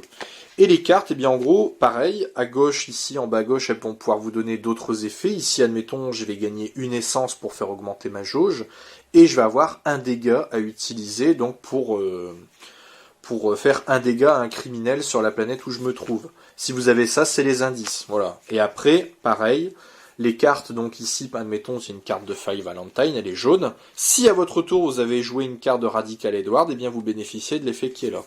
Donc c'est le même principe que Star Realms ou Hero Realms, vous avez des combos en fonction des cartes que vous allez jouer à votre tour. Donc vous construisez votre deck au fur et à mesure pour qu'il soit beaucoup plus optimisé, en tout cas pour pouvoir coffrer un maximum de criminels. C'est un jeu pareil comme Eon Zen qui est assez tendu parce que il est vraiment très rapide. Vous n'allez pas avoir beaucoup de temps pour vraiment créer un deck qui soit vraiment optimisé, soit pour la recherche d'indices, soit pour le combat. Vous allez faire en général un mélange des deux. Et les criminels, le deck criminel va baisser très très vite et vous allez très vite vous retrouver à devoir essayer de coffrer Vicious. Le jeu est très tendu pour ça, c'est que vraiment on est sur un rythme effréné du début jusqu'à la fin. Donc quand je vous dis 60 minutes de partie, que ce soit à 1 ou 4 joueurs, c'est vraiment 60 minutes de partie maximum. Ça va très très très très vite. Et quand vous connaissez très bien le jeu, que toutes les mécaniques, etc., et que voilà, vous êtes sûr de savoir où vous voulez aller, vous arrivez très vite aux 30 minutes de partie. C'est un jeu qui malgré tout reste relativement rejouable. Enfin, pour ma part, moi je le trouve assez rejouable et surtout je le trouve très addictif. Donc j'y reviens très souvent sur ce deck building là, même à un joueur ça fonctionne super bien. Le mode solo est très très bien foutu. Donc vraiment ce jeu, si vous êtes un habitué des deck building et que vous voulez découvrir quelque chose d'un peu différent, partez sur celui-là, même si vous n'êtes pas fan de Cowboy Bebop. Hein, le jeu, je l'ai découvert grâce à mon père, hein, qui connaît pas du tout Cowboy Bebop, qui est pas trop fan des deck building, et pourtant c'est un gros fan de ce jeu, parce qu'il adore vraiment ce deck building, il est vraiment hyper nerveux, hyper bien foutu. On a vraiment tout l'avantage du deck building, mais avec un petit gameplay qui est différent, et qui rend le jeu hyper attractif, donc vraiment, je vous le recommande à 120%, celui-là aussi. Vraiment, c'est super cool. Alors, il a l'avantage, entre guillemets, d'être moins dur qu'Eon Zen, parce que bon, c'est plus facile de coffrer Vicious que de battre une Némésis d'Eon Zen, hein, entre guillemets. Après, c'est peut-être justement ça qui fait qu'il pourrait être un poil moins intéressant, c'est qu'il est un poil moins dur qu'Eon Zen. Mais en tout cas, vous avez un rythme vraiment effréné du début jusqu'à la fin, et c'est ça qui rend le jeu vraiment super cool. Voilà, je pense que je vais pouvoir conclure là-dessus pour Cowboy Bebop. La seule chose à dire quand même, c'est qu'il n'y a pas d'extension, et honnêtement, je ne pense pas qu'il y aura d'extension pour ce jeu, puisque de toute façon, techniquement, tous les criminels que vous trouvez dans la série Cowboy Bebop, ils sont déjà là. Donc je ne pense pas qu'il y aura d'extension un jour à ce jeu, vu que de toute façon Cowboy Bebop, le manga, il est quand même assez vieux, entre guillemets, et il est déjà terminé depuis, depuis sa sortie. Il n'y a jamais rien eu d'autre qui a été fait dessus, donc je ne pense pas qu'il y aura d'extension un jour, c'est peut-être ce qui est un peu dommage. Mais entre guillemets, c'est pas plus mal, au moins ça vous fait un jeu qui est pas trop cher, hein. Il y a une quarantaine d'euros, donc au moins il est déjà complet, vous savez que vous n'allez pas avoir à dépenser X milliers d'euros pour avoir un jeu de plus en plus complet. Là déjà de base, le jeu, vous avez vraiment de quoi vous amuser avec, et franchement, hyper quali celui-là, hyper quali. Voilà, là maintenant on va passer au dernier deck building que j'ai à vous présenter, et là vous allez voir, c'est encore différent et encore plus fantastique.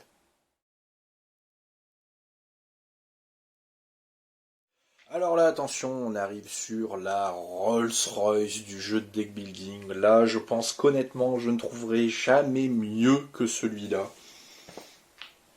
Mystic Veil. Alors, c'est un jeu de John D. Clair, merci à lui, merci beaucoup pour ce jeu, édité par AEG et Silex. C'est un jeu de 2 à 4 joueurs, pour des parties de 45 minutes, à partir de 14 ans, donc un jeu expert également. Alors là, par contre, attention, on n'est pas sur du deck building standard, on est sur un card crafting system. Je vous explique ça tout de suite. En gros, là, comme n'importe quel deck building, vous allez faire évoluer votre deck, mais attention, ça va être un peu plus spécifique quand même. Alors la règle du jeu, déjà, elle est là. Bien foutu, pareil, hein, comme tous les deck building, c'est assez simple. Hein. Il y a beaucoup d'exemples, pas mal de textes quand même, mais au final, c'est quand même relativement bien foutu. Il n'y a pas grand chose à comprendre au niveau du jeu en lui-même. On vous explique toutes les cartes du jeu en plus, donc c'est plutôt sympa.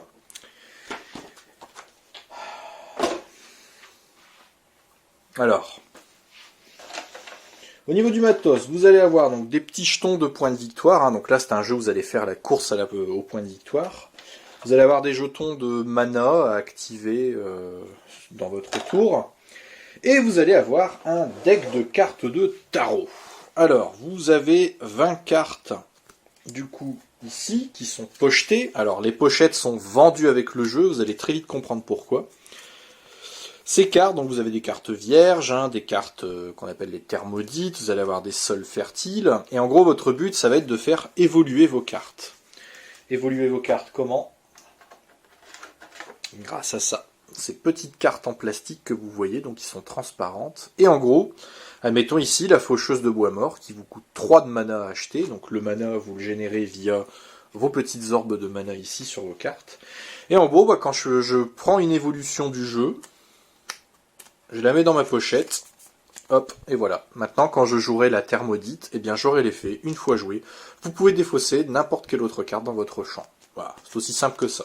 Vous faites évoluer votre deck. Vous avez tout ça d'évolution de niveau 1, donc il y en a quand même un certain nombre. Vous avez tout ça d'évolution de niveau 2, donc ce sont des évolutions qui sont encore plus balèzes. Vous avez tout ça d'évolution de niveau 3 qui sont encore un peu plus balèzes, avec des effets de plus en plus monstrueux. Vous allez avoir également ce qu'on appelle des veils, donc ça ce sont des lieux en gros de pouvoir que vous achetez qui vont vous rapporter des points de victoire, voire parfois des effets à utiliser tout au long du jeu. Des veils de niveau 1 et des veils de niveau 2. Après tout, pourquoi s'emmerder? Autant en rajouter un maximum. C'est le même principe que le deck building, en gros vous allez avoir des évolutions de niveau 1 que vous allez placer comme ceci, une pioche. Vous allez avoir des évolutions de niveau 2 que vous allez placer comme ceci, on fait une pioche, et les évolutions de niveau 3 que vous allez placer comme ceci, et on fait une pioche, c'est bien, vous suivez. À côté, on a également une pioche de veil de niveau 1, donc vous en révélez 4.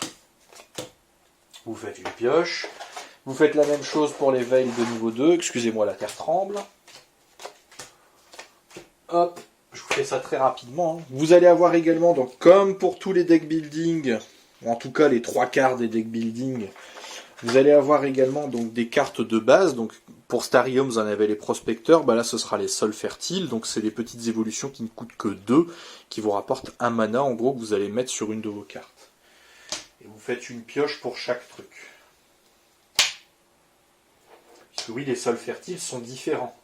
Vous avez des sols fertiles qui se placent en haut de votre carte, des sols fertiles qui se placent au milieu de la carte, et des sols fertiles qui se placent en bas de votre carte.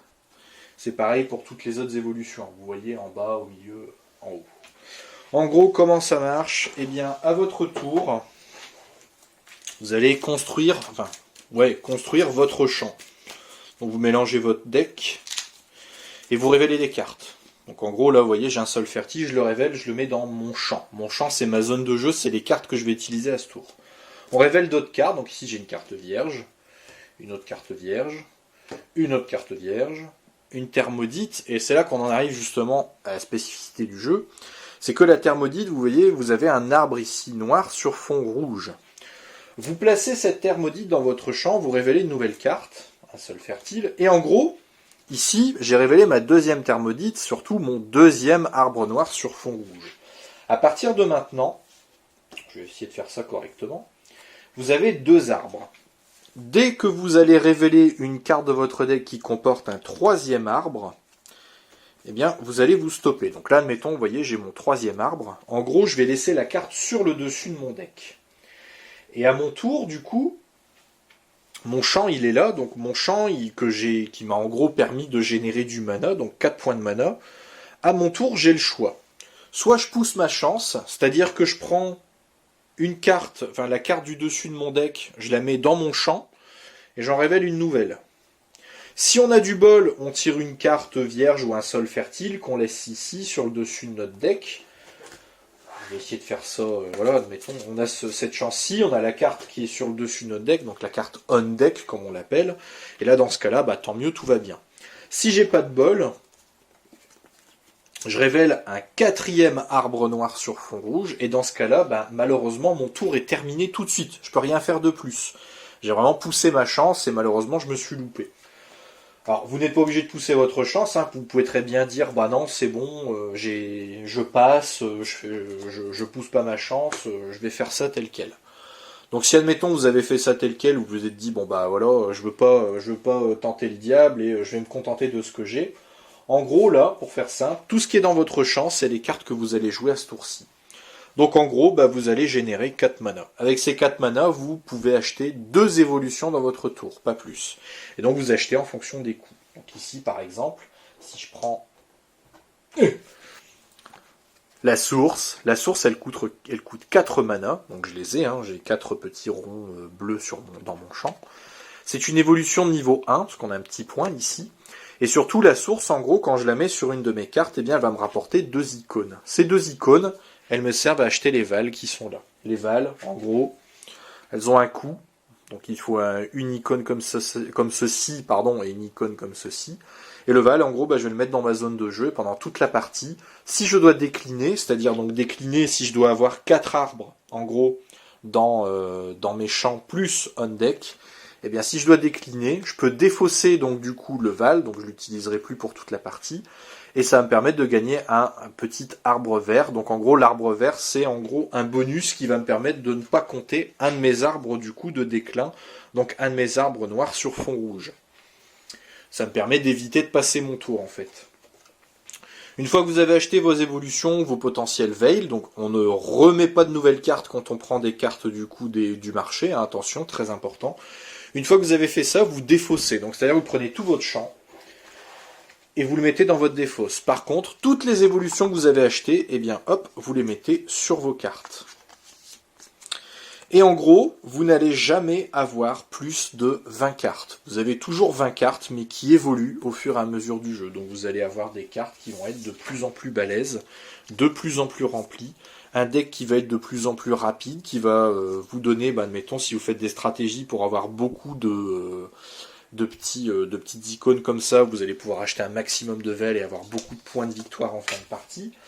Vous allez pouvoir essayer de vous dire, bah non, moi je veux plus essayer de faire un deck justement avec beaucoup d'icônes comme ça qui vont permettre justement en gros d'annuler des arbres noirs sur fond rouge pour éviter de décliner, avoir beaucoup de cartes dans mon champ à mon tour pour pouvoir générer beaucoup d'icônes comme ça, ou pouvoir justement générer beaucoup de mana. Vous pouvez vous dire, moi je veux aussi essayer d'avoir des cartes avec des textes qui vont permettre d'avoir beaucoup d'effets au moment où les cartes sont jouées. Enfin, c'est un jeu, honnêtement, le type de jeu, donc le craft du coup des cartes, c'est vraiment hyper novateur. Et le jeu, franchement, vous jouez une partie, vous y jouez 100 parties. Ce jeu, vraiment, vous allez y revenir tout le temps parce qu'il est hyper addictif. Et vraiment, c'est juste monstrueux. Ce jeu, c'est mon coup de cœur ultime en termes de deck building. Alors, on peut pas vraiment parler de deck building parce que, bon, il y a quand même une notion de construction de paquets. Mais là, vous le craftez, donc on le considère comme étant un deck building, hein, malgré tout. Mais c'est un deck building vraiment à part et très spécifique. Ce jeu, c'est juste monstrueux. La rejouabilité, elle est phénoménale. Le principe de jeu est monstrueux, les règles sont pas compliquées à comprendre et honnêtement, le fait de modifier votre jeu au fur et à mesure, ça va vraiment être le très gros point fort du jeu. Et c'est même ce qui est assez sensationnel avec ce jeu-là, c'est que vous êtes toujours dans la réflexion à vous dire, allez, au lieu d'avoir des cartes vierges, je vais avoir des cartes avec des effets, mais par contre, j'ai ces petites cartes-ci dont je pourrais jamais me débarrasser, il faut quand même que je les fasse évoluer pour qu'elles soient plus intéressantes. Et au bout d'un moment, votre paquet de cartes va être tellement évolué que parfois vous allez vous retrouver dans des situations où, par exemple, vous n'avez que des cartes d'évolution basse, et toutes les cartes que vous avez dans votre champ, vous ne pouvez pas acheter d'évolution, parce que, comme vous vous en doutez, quand vous mettez une évolution, votre carte se remplit. Mais là, admettons, si j'ai la source sur cette carte, je ne peux pas mettre, du coup, une nouvelle évolution par-dessus. Je suis obligé de mettre une évolution qui arrivera au milieu ou en haut. Et ça va être hyper problématique, parce que plus le jeu va avancer, plus vous allez vous retrouver avec des cartes remplies, et donc fatalement, vous ne pourrez plus beaucoup évoluer, donc il va falloir essayer quand même de faire en sorte de... Je me suis perdu, de faire en sorte de créer un deck quand même qui soit compétitif, mais pas trop vite non plus pour pouvoir continuer à évoluer. Alors, le but c'est de vider la réserve de points de victoire, puisque suivant le nombre de joueurs, on va avoir une réserve de points de victoire plus ou moins importante. Quand la réserve de points de victoire est vide, eh bien la partie se termine, et on compte donc du coup tous les petits jetons de points de victoire qu'on a amassés tout au long du jeu, plus les icônes de boucliers que vous avez ici en bas. Ça vous rapporte, c'est pas des boucliers, mais ça vous rapporte des points de victoire en fin de partie. Donc chaque évolution, vous comptez les icônes de points de victoire, ça vous rapporte ces points. Chaque veil, vous comptez les icônes de points de victoire, et pareil, ça vous rapporte des points. Comment marquer des points de victoire ? C'est via les évolutions. En fait, vous voyez ici, en gros, admettons le cuir d'épine colossal, il coûte 5, il me rapporte 1 point de victoire en fin de partie. Par contre, dès qu'il est dans mon champ, il me rapporte 3 points de victoire. Bon, il a un arbre du coup de déclin, et il me rapporte aussi une icône ici qui me permet d'acheter des veils. Le jeu se construit comme ça en fait, vous devez créer votre deck, et franchement c'est juste génialissime. Il y a eu, je crois qu'à ce jour, il doit y avoir au moins 6 ou 7 extensions à Mystic Vale qui vous apportent toujours plein de nouvelles évolutions, de nouveaux Veils, mais également des nouveaux gameplays, puisque vous avez la possibilité d'avoir en gros, alors je sais plus exactement ce que c'est le nom, mais en gros ça va être des sortes de héros qui pareil vont modifier le gameplay et du coup va vous donner un jeu qui va être plus ou moins différent tout au long de la vie du jeu finalement. Et vraiment, vraiment ce jeu il est juste monstrueux. Il coûte 40 €, franchement, même avant de l'avoir testé, achetez-le parce que franchement c'est un jeu, voilà, je vous l'ai dit, vous faites une partie, vous en faites 100, vous allez toujours y revenir, il est hyper addictif, et comme il est quand même vachement rejouable vis-à-vis du nombre quand même d'évolutions disponibles, franchement, vous allez y revenir très souvent, vous n'allez jamais avoir une partie qui est identique à une précédente, et vraiment il y a de quoi s'amuser énormément. Donc voilà, on va conclure du coup la présentation des différents petits deck building de cette vidéo. On termine sur le meilleur, le fin du fin. Donc vraiment, achetez Mystic Veil. Voilà, je conclue là-dessus et on part en fin de vidéo tout de suite. Alors voilà qui conclut du coup cette petite vidéo règle sur le deck building. Vous avez vu, il y avait pas mal de choses différentes à voir. Alors que dire ? En général, je vous fais des points forts et des points faibles du jeu. Là, comme il y a plusieurs jeux, ça va être un peu compliqué. Je pense que je peux revenir sur les points forts et les points faibles du deck building en général, mais là, c'est pareil, ça va être un peu hasardeux, entre guillemets. Donc, que dire exactement du deck building ? En point fort, c'est que, bon, c'est rapide, en général, suivant le jeu que vous prenez, c'est nerveux, ça, il n'y a pas de souci, il n'y a pas de souci là-dessus. On est quand même très vite pris au jeu, c'est vraiment un type de jeu qui est vraiment excellent pour ça, justement. On est toujours sur la brèche à se dire, tiens, tel combo va être monstrueuse, mais encore faut-il que j'arrive à sortir la combo en question. Donc c'est ça qui rend le truc assez bien, justement, c'est assez nerveux, et justement, on fait la part belle quand même à la construction de notre deck et on va vraiment jouer un jeu où on va construire notre jeu, on a vraiment notre façon de jouer.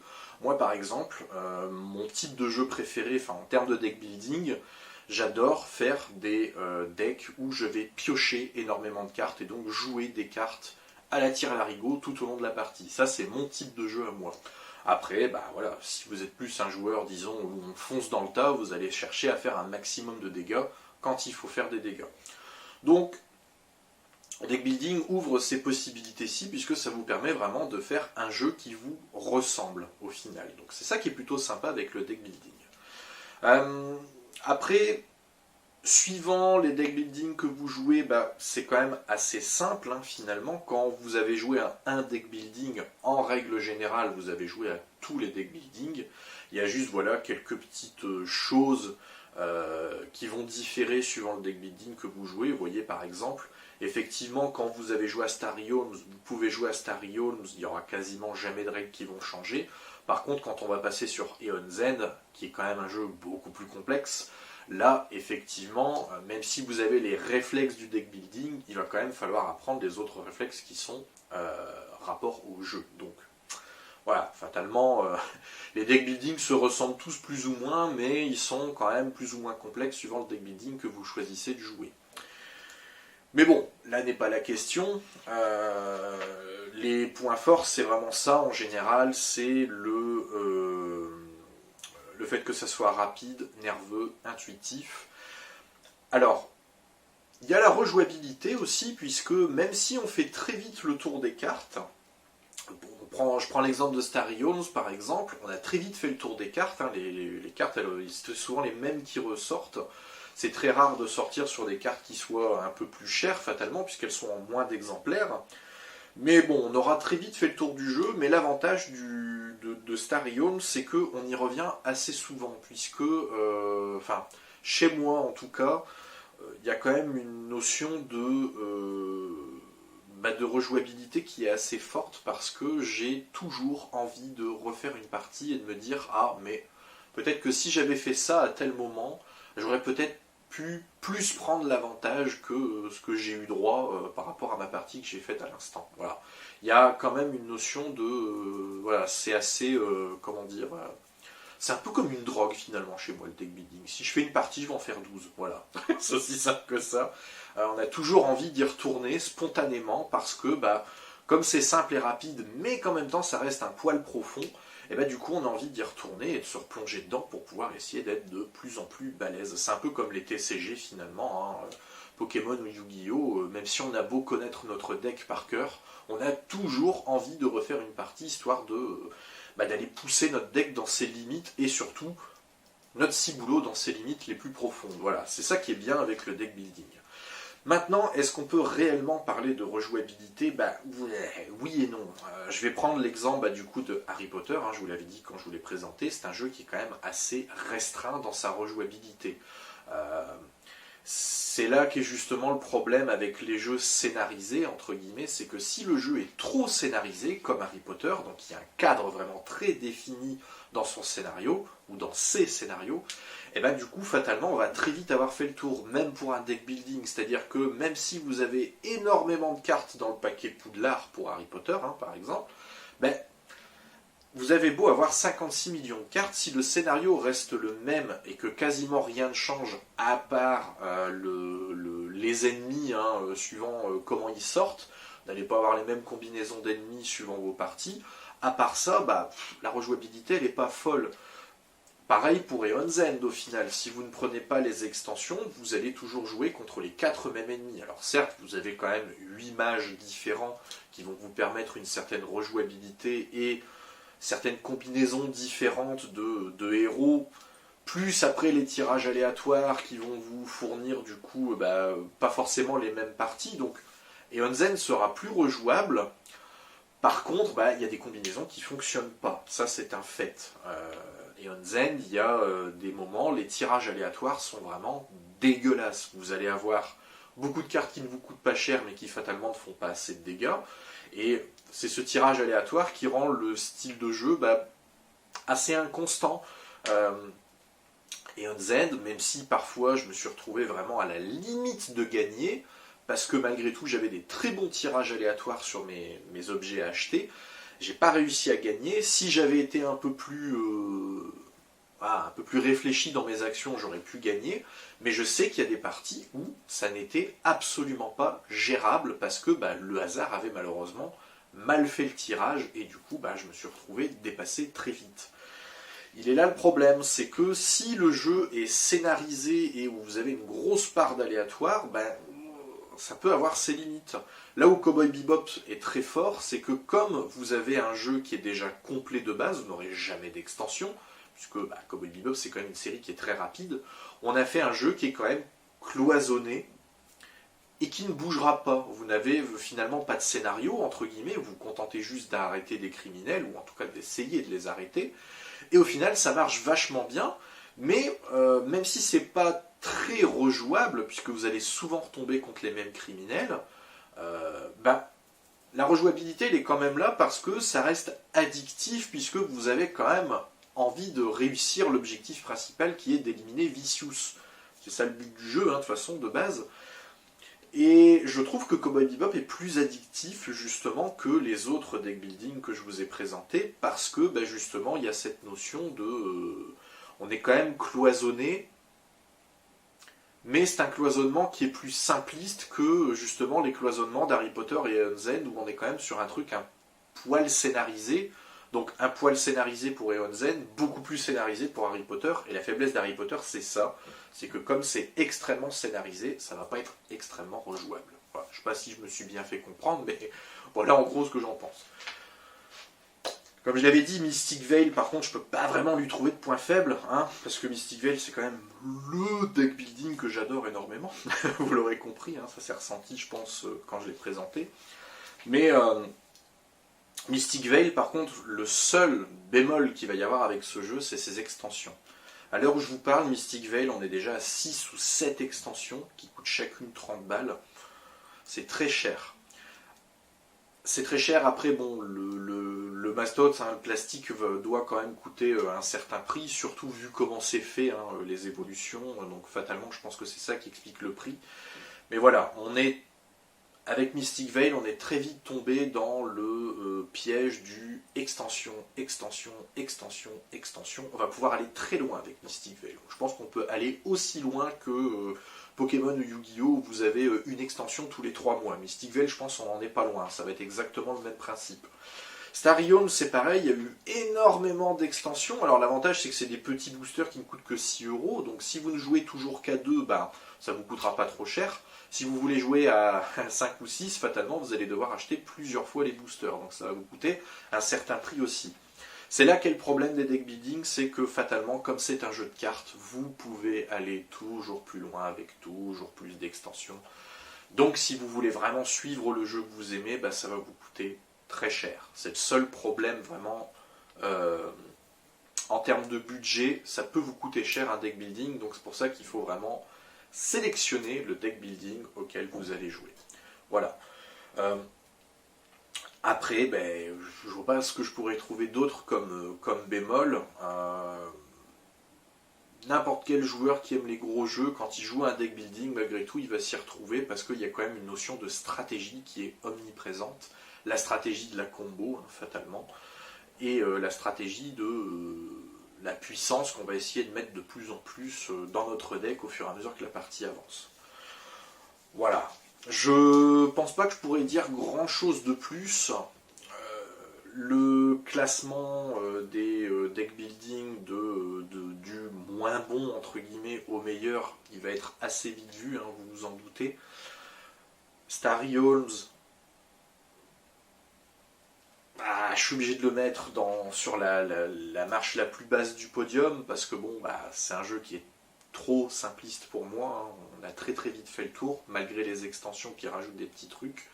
Donc Starry Holmes, si vous voulez débuter le deck building, commencez par Starry Holmes, voire par Hero Realms, qui est exactement le même principe que Starry Holmes, et en plus la campagne elle est plutôt sympa, donc soit vous prenez Starry Holmes pour pas trop vous faire chier, soit vous prenez Hero Realms pour vraiment avoir un style de jeu qui est... ça dépendra de votre sensibilité, hein. Si vous préférez l'ASF et le Space Opera, partez sur Starry Holmes. Si vous préférez le médiéval fantastique, partez sur Hero Realms. Donc Starry Holmes et Hero Realms, on peut plus ou moins les mettre sur la même marche, mais je mettrai quand même Hero Realms un cran au-dessus vis-à-vis de son mode campagne et de son mode solo qui rend le truc beaucoup plus attractif entre guillemets. Ensuite, Harry Potter, hein, que je mets juste au-dessus parce que bon, j'aime Harry Potter, j'aime beaucoup Harry Potter, mais il faut être honnête, ce deck building-ci, il casse pas 3 pattes à un canard. Je suis pas hyper fan. Il y a eu une très grosse hype qui est sortie sur ce jeu, mais au final, on peut considérer que c'est un peu un jeu legacy, c'est-à-dire que c'est un jeu one-shot. Une fois que vous avez fini les 7 jeux, vous avez un peu fini le jeu, hein, il n'y a plus rien à faire. Hein. Vous allez réessayer avec différentes combinaisons de sorciers hein, pour dire de pouvoir voir ce que ça pourrait donner le jeu complet avec... J'avais commencé avec Ron et Harry, je vais essayer maintenant avec Neville et Hermione, voir ce que ça donne de différent. Mais bon, au final, vous allez très vite vous faire chier parce que le jeu est vraiment complet qu'à partir du jeu 7 et ça devient beaucoup plus intéressant à partir du jeu 7. Donc, Harry Potter, je le place là. Ensuite vient Eon's End, qui est vraiment un jeu très touffu, très complexe, avec beaucoup de challenges, que je mettrais même à égalité avec Cowboy Bebop. Cowboy Bebop, je l'adore, mais vraiment parce que déjà de base, j'adore la série Cowboy Bebop. Après, c'est des jeux qui sont vraiment totalement différents et ils ont leurs points forts et leurs points faibles à tous les deux. Donc je vais vraiment les mettre sur un pied d'égalité parce qu'ils se valent vraiment tous les deux. Mystic Veil, c'est le haut du panier parce que on est vraiment dans un deck building hyper particulier où là vous n'allez pas avoir un deck comme ça, vous allez toujours avoir un deck de 20 cartes et qui est vraiment excellent dans sa façon de jouer. Mais ça, c'est mon podium. C'est-à-dire que vous, ça va être forcément différent. Donc là, il faut faire en fonction de ce que vous préférez, en fonction de votre sensibilité et de ce que vous aimez jouer. Et c'est ça justement la chose par laquelle c'est avec ça qu'on va terminer la vidéo, c'est que avant de jouer un deck building, testez un deck building. Ou au moins renseignez-vous sur le deck building avant de l'acheter. Ne partez pas du principe que il faut absolument dire, bah voilà, j'aime, admettons, Harry Potter, je vais acheter Harry Potter. Non. Avant d'acheter, renseignez-vous, regardez quelques parties, et si ça vous convient, là, achetez. C'est le plus important avec un deck building, c'est ça. Est-ce que le style de jeu va vraiment vous plaire? Et ça fonctionne pour tout type de jeu de base, hein. Ça sert à rien d'acheter X jeu si vous savez très bien que ça ne va pas vous plaire. Il faut vous renseigner d'abord. Mais, a fortiori, le deck building, il faut encore plus vous renseigner avant d'acheter pour éviter d'avoir justement un achat inutile dans votre ludothèque. Voilà, je pense qu'on va finir là-dessus. Donc merci d'avoir regardé la vidéo jusqu'au bout. Je vous invite toujours à mettre un petit j'aime, un petit commentaire. N'hésitez pas à partager les différents deck building que vous aimez et que je n'ai pas cité justement dans cette vidéo. Abonnez-vous si mon travail vous plaît, hein. Si vraiment mes vidéos vous plaisent, n'hésitez pas à vous abonner, ça me fera très plaisir. Et puis on continue du coup pour les prochaines vidéos avec la campagne Star Wars, et la prochaine vidéo, du coup vidéo règle cette fois-ci, sera sur Through the Ages. Voilà. Donc on se quitte là-dessus, je vous dis à très vite du coup pour une prochaine vidéo. Ciao!